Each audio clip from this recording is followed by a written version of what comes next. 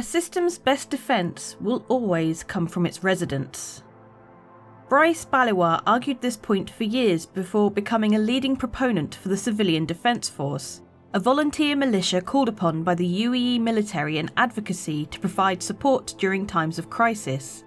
Until the CDF's creation under the Military Mobilisation Initiative, most local militias and concerned individuals found it so difficult to coordinate security or relief efforts with UAE forces that they didn't even bother. Instead, they organised their own efforts and frequently argued with Empire forces over jurisdiction and the extent of their rights. Thankfully, the CDF streamlined a way to coordinate support with local forces to provide a faster and more robust response to serious security issues within a system.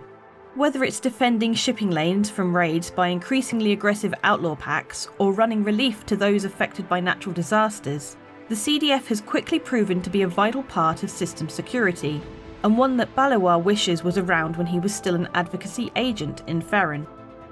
Special Agent in Charge Bryce Baliwar spent over a decade assigned to the Ferren system. He watched as criminal syndicates increased their influence and authority by taking advantage of the system's crumbling infrastructure, ineffectual local law enforcement, and underfunded advocacy branch. Knowing that it would take more than just a few arrests to make a difference, he spent his time cultivating leads and earning the trust of well-placed sources able to supply him with valuable intelligence. In 2941, Baliwar penned an extensive report outlining the devastating economic and security impacts that would come from the criminal syndicates in Ferren continuing to operate. So, when he heard that the Voiders had plans to establish a base in Ferren to significantly grow their criminal empire, he knew exactly how dire that would be. Baliwar confirmed the rumours with multiple sources and received further details about the Voiders' plan to overrun a decommissioned Gold Horizon space station. He hurriedly drafted a request for additional forces to protect the out-of-commission space station and sent it up the advocacy's chain of command, only for it to be denied as too costly and dangerous. Baliwar understood defending the station was vital to long-term system security and would be exceedingly difficult with his current forces, based on the strength of numbers reports he'd received on the Voiders. He appealed to Ferren's section chief, Jolena Hurley, to allow him to coordinate with local militia forces to repel the attack. With Ferren's local law enforcement severely understaffed and underfunded, the system's local militias were often a bigger and better equipped option. Section Chief Hurley agreed, but noted that current policy required that anyone directly aiding or receiving intelligence from the advocacy must be vetted and verified through headquarters on Earth. Instead of preparing for the attack and strategizing with his local contacts, Baliwar was forced to screen the locals, costing him a huge amount of time, only to receive word that the Voiders were already in system and the overrun of the space station had begun. A small advocacy force led by Baliwar raced to the space station. With the attack officially underway, he contacted local law enforcement asking for support, but a strategic decoy action by a small Voiders force on the other side of the system had them engaged. Unable to officially organise a response with local militias, Baliwar led his small force to the station, only to be met with heavy resistance. The Voiders had time to establish a perimeter and override control of the station's turrets to target the advocacy. Baliwar's forces suffered several casualties before being forced to retreat. Livid at the loss of life and lack of institutional support from the advocacy on any level, Baliwar immediately submitted his letter of resignation and combed his local contacts to see how he could help.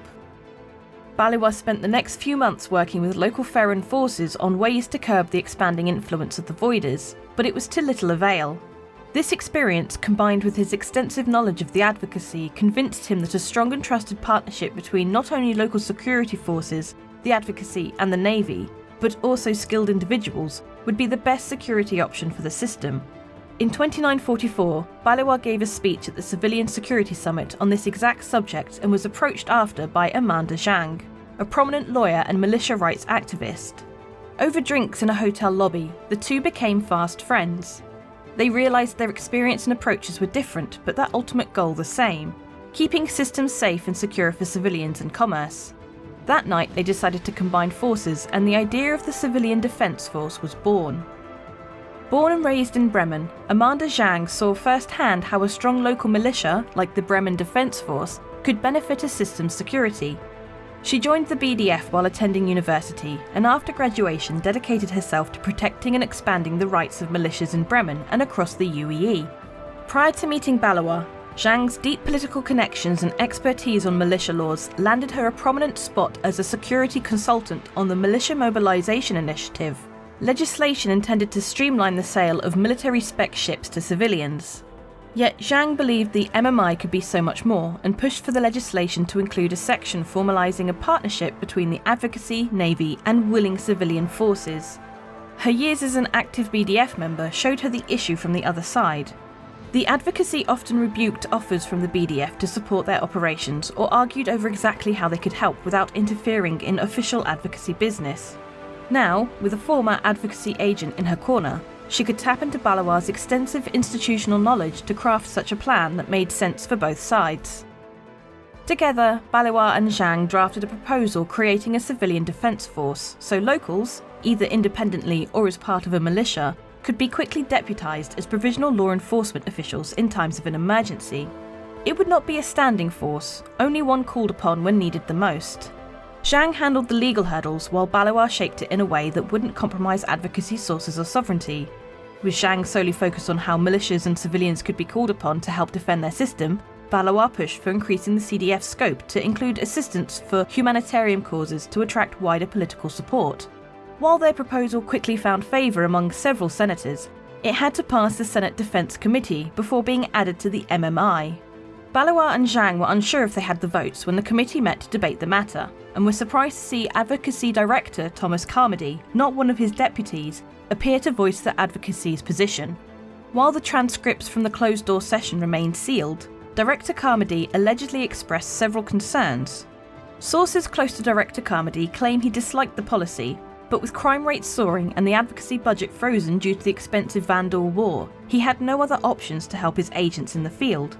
When the committee agreed to adjust the policy based on his recommendations, the advocacy officially endorsed it, paving the way for the Civilian Defence Force to be created in January of 2947. After months of intensive planning, the first official call for help from the Civilian Defence Force came. People needed evacuation from areas threatened by sudden and intense volcanic activity on Tangaroa in the Helios system. To date, it's been invoked nearly 50 times to rally civilians, to defend shipping lanes in Harda from attack, deliver foodstuffs to those affected by the Fora famine, and more. Despite many successes, critics of the programme claim the vetting process for civilians to join is too lenient, and bounty hunters have argued it floods high-risk sectors with untrained and unprepared civilians that often make situations worse. While Baliwar and Zhang agree that certain aspects of the CDF can be improved, they remain energised and optimistic about its future. They believe the Empire should rely on more public and private partnerships that get people directly involved in its future. As they see it, the CDF increases civic engagement and has become a beacon of the people's power to overcome adversity when they work together. Mummy, my friend told me at school today that Star Citizen was a scam. Oh, Tim, is that why you got into a fight? Yes, Mummy.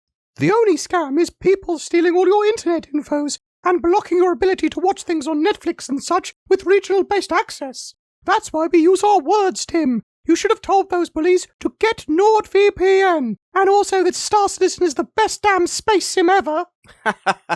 Yes, these two people are right. Get NordVPN, and also Star Citizen's great. Also, Timmy was a 35-year-old teacher at the school. And it wasn't even a school, it was a pub, and he was a barman. Every month we have a ship giveaway, and for February 2022, it's for an Aegis Sabre, the high-tech medium fighter with loads of firepower, but it comes in an auspicious red paint scheme as part of the Red Festival, as well as lifetime insurance and a Star Citizen game package. All you need to do to be in for a chance of winning is comment on any of my videos made during the month. You can further support the channel by clicking the join button underneath any of my videos. You can also donate or become a Patreon. Your feedback, though, from comments really helps the channel. Don't forget to like and subscribe. And also, if you're looking for a diegetic little control-y boy that makes your Star Citizen experience and potentially some other games pretty good fun on your touchscreen devices, then check out Game Glass. You've got that, you've got NordVPN links, you've got loads of other stuff, all in the links below. Click them all! Click them all! Maybe not all of them, that would be madness.